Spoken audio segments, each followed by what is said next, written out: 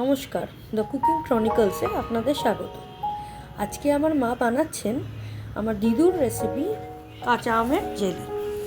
খুব সহজেই এই রেসিপিটিটা আপনারা বাড়িতে তৈরি করে নিতে পারবেন। মা একটা বড় সাইজের কাঁচা আম সেদ্ধ করে নিয়েছে প্রথমেই, তারপরে এটার পাল্প বার করে নেওয়া হয়েছে। পাল্পটা একটু চামচের সাহায্যে স্ম্যাশ করে নেওয়া হচ্ছে।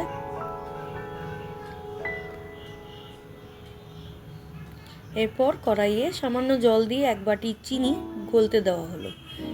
চিনিটা একটু গলে যাবে,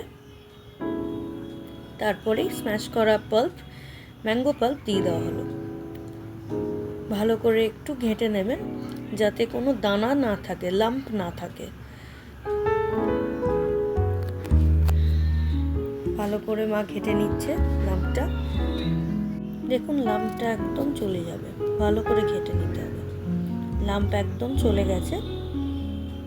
এবার এটা ফুটতে থাকবে, সমানে নেড়ে যাবেন, ধরে যেতে পারে। ফুটছে, চিনি আর রসে ম্যাঙ্গো পাল্প ভালো করে ফুটে সুন্দরভাবে একটু জমাট বেঁধে যাবে। এরপরে মা ইউজ করলো আদার রস আর এলাচের গুঁড়ো, ছোট এলাচের গুঁড়ো। ব্যাস, আমাদের জেলি রেডি। এবার গ্যাস অফ করে দিতে হবে, ঠান্ডা করতে দিতে হবে। দেখুন ঠান্ডা হয়ে গেছে, কেমন সুন্দরভাবে বসে গেছে। Without any preservative, without any chemicals আমরা ইজিলি বাড়িতে জেলি বসিয়ে নিতে পারি।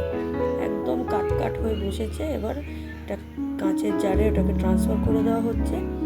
ইজিলি 1 মাস থেকে 1.5 মাস আপনারা স্টোর করে খেতে পারেন। রেসিপিটি ভালো লাগলে প্লিজ লাইক, শেয়ার আর সাবস্ক্রাইব